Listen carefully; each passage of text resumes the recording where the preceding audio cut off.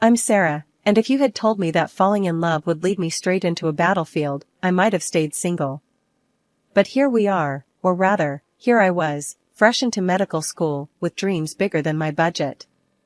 I had been studying at the college for a couple of years, living off ramen and coffee, and picking up night shifts at the local hospital to keep the lights on. Then, at a typical blowout student party, filled with too loud music and cheap beer, I met Tom. Tom was something else, polite, a bit too clean-cut for these parties, and always with a clever comment. He was studying law, and not just anywhere, but at one of those schools where his classmates were more likely to end up on TV than not. "Hey, I haven't seen you around before," I said, making my way through the crowd to where he was standing by the makeshift bar. He looked up, a bit surprised, then shot me a smile. "Just hiding from the chaos, Tom," he extended his hand, which I shook, feeling the firmness of his grip. "Sarah," I replied. "Med student by day, coffee zombie by night." He laughed. "Sounds intense. Law's a snooze fest compared to that."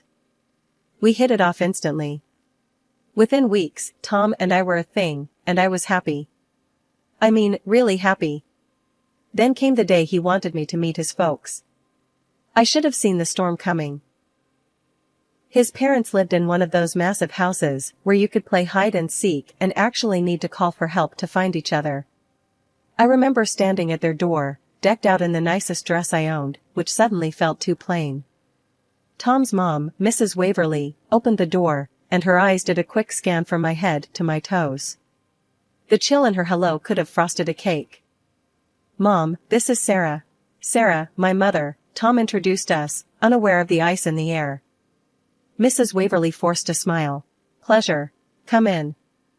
Dinner was like sitting in a court where I was both the accused and the only witness. The table was set like something out of a magazine, with more forks and knives than I knew what to do with. "So, Sarah, Tom tells us you're in medical school. That must be interesting," Mr. Waverly said, in a tone that suggested he found it anything but. "It is, sir. Every day's a new challenge," I replied, trying to keep my voice steady. Mrs. Waverly joined in, her words sharp and quick. "And you work as well? A nurse, was it?" "Yes, at the city hospital. It's a good experience," I said, feeling my face heat up. She smirked. "Oh, a nurse. Well, we always need someone to clean up, don't we?" Mr. Waverly, meanwhile, had excused himself, mentioning something about needing to check on some work in his study. A convenient escape. The rest of the evening didn't improve. Mrs. Waverly's comments ranged from my family background, "So, your parents do, what exactly?" to my attire, "That dress is interesting. Where did you get it?" Each word was a barb, each glance a judgment. I wanted to defend myself, to tell her that I was more than my job, more than my clothes, more than the sum of my bank account. But I bit my tongue, for Tom's sake. As we drove home, the coldness of that night settled deep in my bones. I turned to Tom, trying to lighten the mood. "How about we just elope?" I half-joked, imagining a small, quiet wedding, just the two of us. Tom didn't laugh. He looked at me, dead serious. "Sarah, I want the big day, gala, guests, the whole 9 yards. We just gotta warm up to my parents a bit more, especially you." His words felt like a bucket of ice water. I nodded, hiding my disappointment. "Okay, we'll try it your way," I said, though my stomach knotted at the thought. Not a week later, the phone rang. It was Mrs. Waverly. "Sarah, darling, could you pop over this afternoon? I need a bit of help around the house." Her voice was sweet, which should have been my first warning. Something about her tone didn't sit right, but I agreed. I baked some cupcakes, chocolate, everyone's favorite, or so I thought, and dressed in my prettiest casual dress, hoping to make a better impression. When I arrived, the house loomed large and unfriendly, just like my memories of it. Mrs. Waverly met me at the door, not with a smile, but with a mop and a bucket. "Oh good, you're here. The housekeeper's sick, and we're in a dreadful state. You don't mind helping out, do you?" I stood there, cupcakes in hand, now holding a mop. No, of course not, I stammered, more out of shock than willingness. Great. Start in the kitchen. And you can just leave those. She nodded disdainfully at my cupcakes.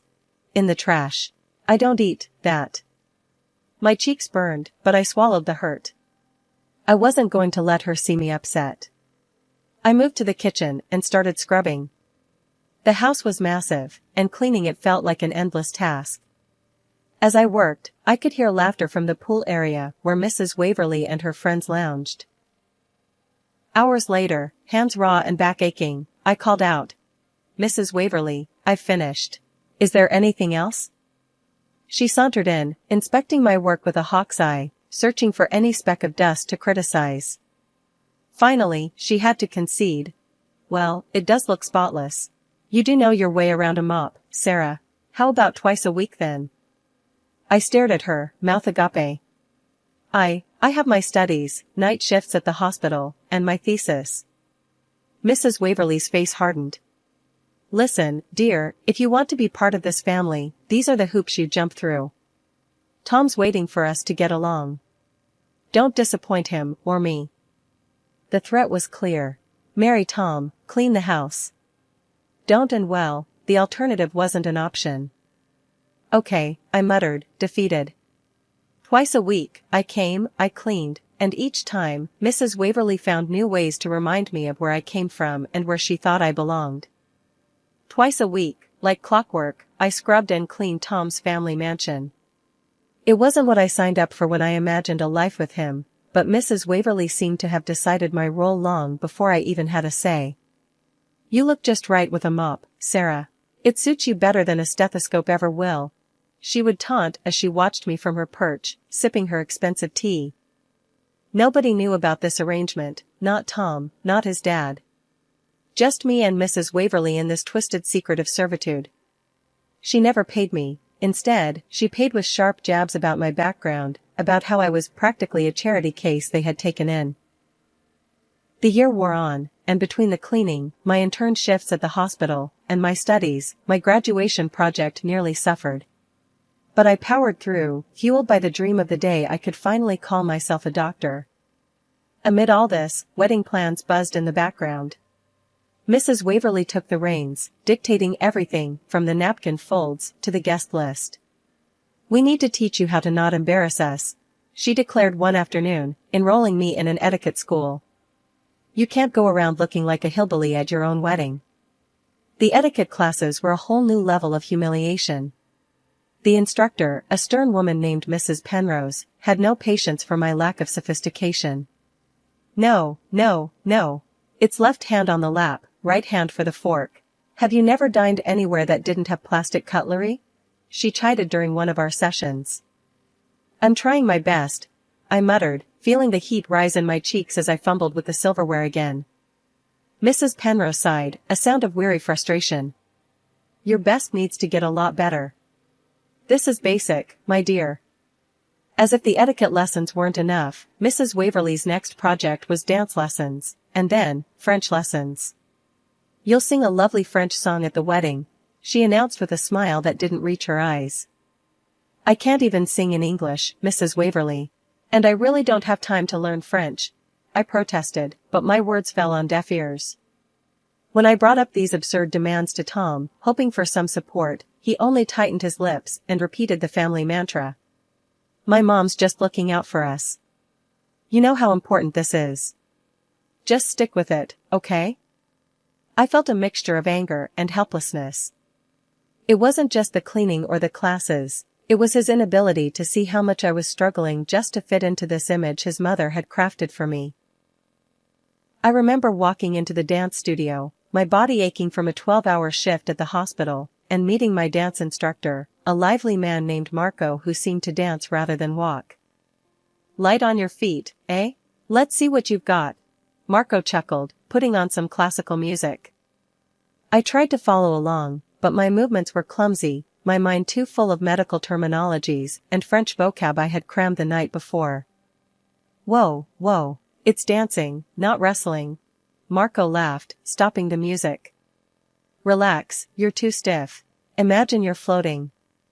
"Floating's hard when you feel like sinking," I admitted, half laughing at my own sad joke. As I lay in bed that night, the weight of the world seemed to press down on me.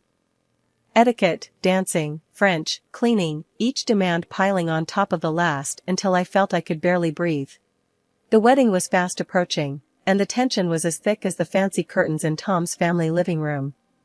Mrs. Waverly, always plotting, decided a bachelorette party was in order, a final hurrah before the big day, she said.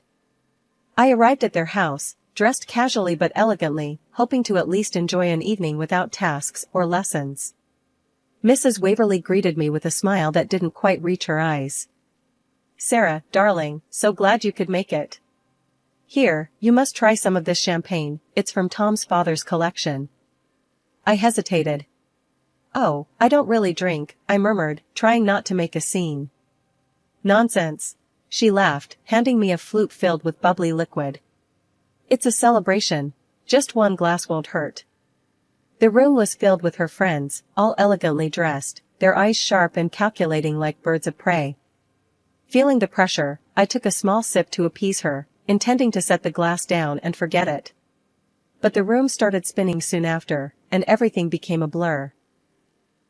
I woke up suddenly to the harsh sensation of cold water splashing on my face. Mrs. Waverly stood over me, her expression twisted with fake concern that quickly shifted to scorn. "Look at you. Drunk and passed out. How disgraceful." I blinked, trying to orient myself. The room was still spinning, and I could hear murmurs and snickers around me. My eyes found Tom and his father, both staring down at a phone. Mr. Waverly's voice boomed. "This is outrageous. I knew she wasn't right for our family." "What's going on?" I managed to stammer, my voice hoarse, my mind racing to piece together the situation. Mr. Waverly, face red with anger, thrust the phone at me. The screen showed pictures of me, but not just any pictures. In them, I was sprawled on the couch, my clothing disheveled to reveal my underwear, a bottle of alcohol carelessly placed in my limp hand, and a cigarette dangling from my lips. My eyes were closed, head lolling in a way that screamed of a setup. I felt my heart sink. "I didn't do this," I whispered, looking up at them, my plea clear in my eyes. Tom looked from the phone to me, his expression torn. Mrs. Waverly cut in, her voice sharp. "Oh please, look at yourself. Do you expect us to believe you're innocent? This is who you really are, Sarah." "No, you've got to listen to me," I started, my voice gaining strength as I found my footing, despite the dizziness. "I didn't drink that much. Just one glass, and I didn't even want it. Something was in that drink, you did this." Mrs. Waverly feigned shock, her hand at her chest. "How dare you accuse me of such a thing? After all we've done for you, this is how you repay our kindness?" The room was thick with tension, the air almost suffocating as accusations flew. Standing there, soaked and humiliated, I knew I had to take control of the situation. "I'm going to the hospital," I declared, my voice steady, despite the chaos. "I'll donate blood for tests. If they find anything, any drug that shouldn't be there, I'm reporting this to the police." Mrs. Waverly's face drained of color, her usual composure slipping as the gravity of my words hit her. She glanced around, her eyes darting between the shocked faces of her guests and her family. "It was just a sleeping pill," she blurted out, the words spilling from her lips in a panicked rush. "I just wanted to lighten up the party. I didn't mean any harm." Tom's face was a mix of anger and disbelief.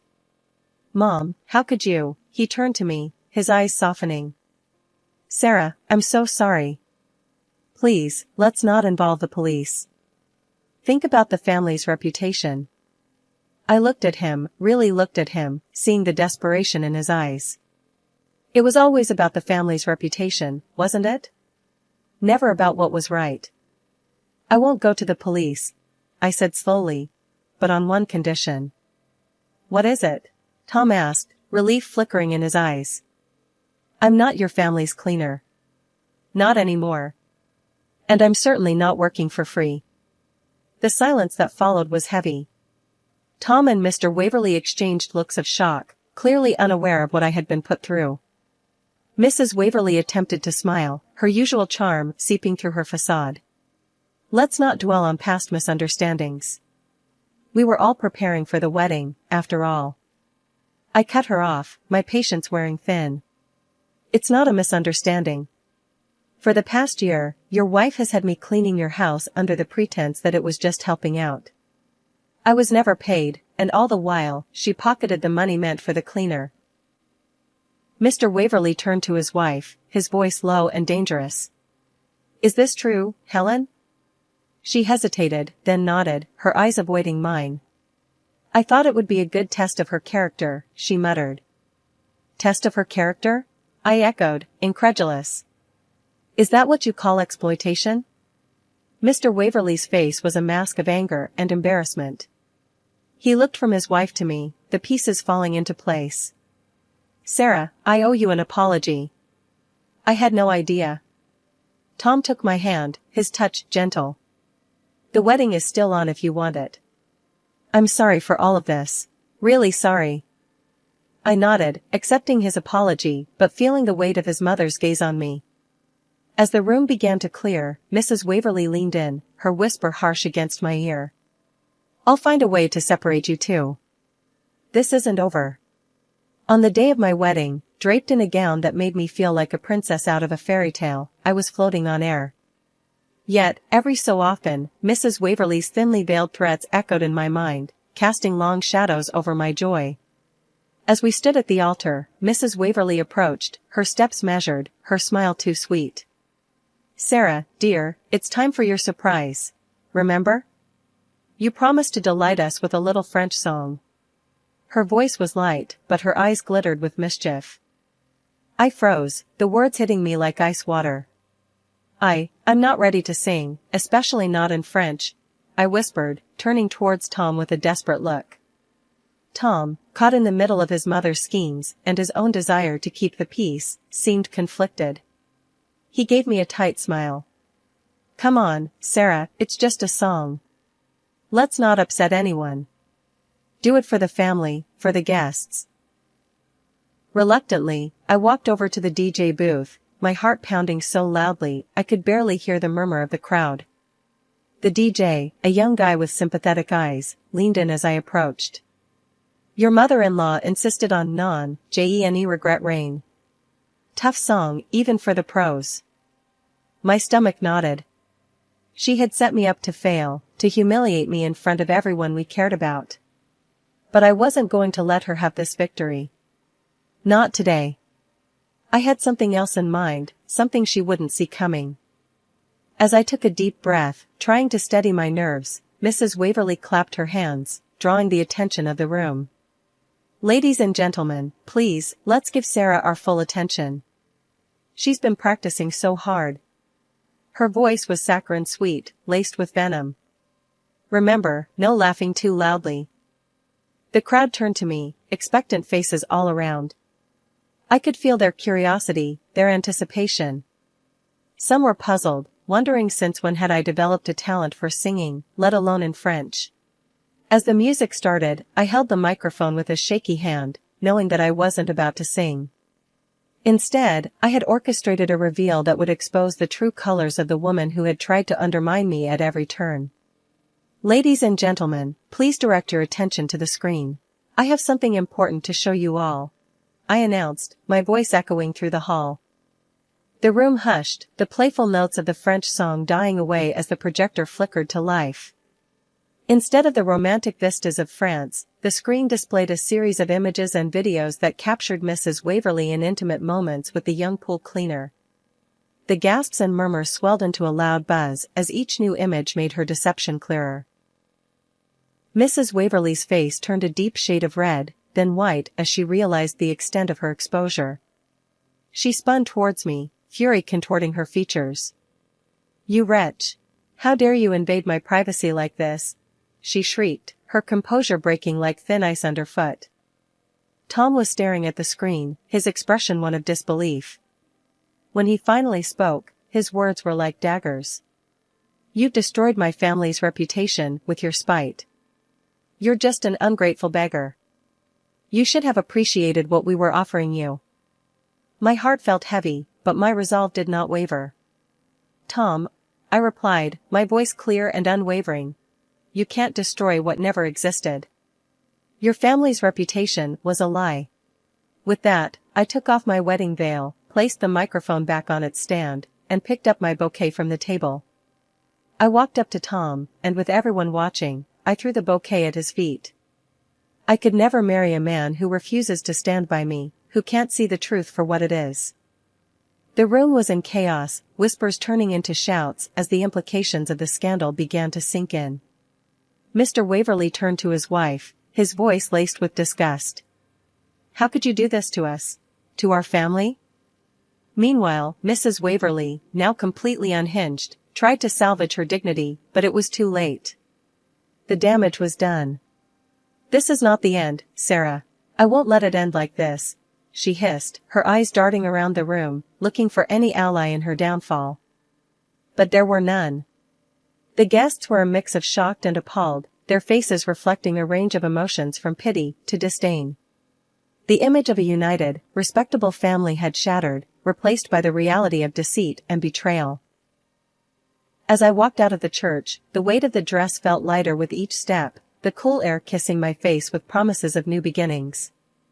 Behind me, the sounds of a family unraveling filled the air, a poignant reminder of the bullet I had dodged.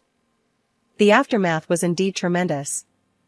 Mr. Waverley filed for divorce, and Mrs. Waverley found herself ostracized from the community she had once reigned over. Their family's business suffered as partners pulled out, unwilling to associate with scandal.